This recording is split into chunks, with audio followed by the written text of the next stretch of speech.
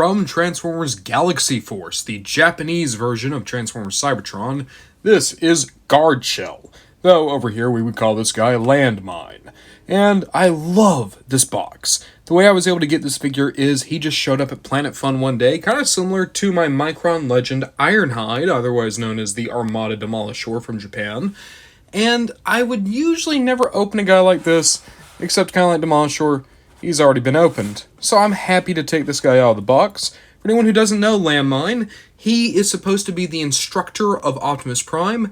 In a lot of ways, he's basically Scavenger from Armada, just kind of changed slightly. He's still a construction vehicle, still an older guy, still even turns into basically the same type of construction vehicle. It's just, he's yellow now. And I love this box. You have this picture of him here. I love the idea that it's showing you that this is an Earth character, and there is the Earth cyber key here on the side, working you through the gimmick. And you can see back here, big glamour shot of all the characters, and Landmine himself, Guardshell again. And I love this at the top, where you see him, like, transforming. A great box. I'm going to keep this, but now let's actually look at the toy inside. First we crack the guard shell, then we check out the nut inside. Getting Landmine out of the box, he's a solid-looking construction vehicle. That said, there are some oddities here. That said, I also want to point out, I just love the shape. Look at this, he looks like little eyes and a smile. This is like Proto-Wally. He's just adorable. And past that, he rolls well, is a good-looking vehicle, all things considered. It's here in the front that I have issues. Like here on the side, you can see this is the cockpit for the vehicle, and then just a big gap there in the front. Granted, it looks like he has eyes back here, so that's still pretty cute. And past that, the sculpting and painting are fine, nothing stand out. And you can articulate the big hoe here. The only issue is you have to make sure to hang on to it, because if you don't, it will come apart. A nice detail, though, is the fact that there is rust and scraping there at the edges. So there is a sense of this vehicle being worn and it having to have done a number of tasks before Optimus Prime showed up and was like, You are my old teacher, aren't you? I don't think he ever said that in the show. Seriously, though, tell me that doesn't look like it has a face. Eyes, mouth, a little bit of a hairdo. It looks like a friend. It looks like it should be doing the Mickey Mouse Clubhouse dance. The Cyber Planet Key gimmick is also pretty interesting for this figure. So if you look, there's the slot for it here in the wheel. You put in the Cyber Planet Key, and then we turn, and boom, spikes come out of the wheels. It is a little bit hard to get the key back out once you engage it. And then you do the same thing over here. Up. Now this is cool because this is something construction vehicles actually have. They have spikes to help them go up and down hills. It is kind of cool that that's how they chose to use the Cyber Planet Key in vehicle mode. It's a thing that you don't see on many toys of construction vehicles, especially not transforming toys of construction vehicles. And it makes Landmine pretty unique in that he has a pretty decent real-world application for his gimmick. I don't know how well it's going to show up in the robot mode, but, points for trying. Speaking of a robot mode, why don't we go check that out right now? Here's a big thing to keep in mind, right? Landmine was a Wave 1 Deluxe for Cybertron, and in a lot of ways, he feels more like an Energon toy than a Cybertron toy.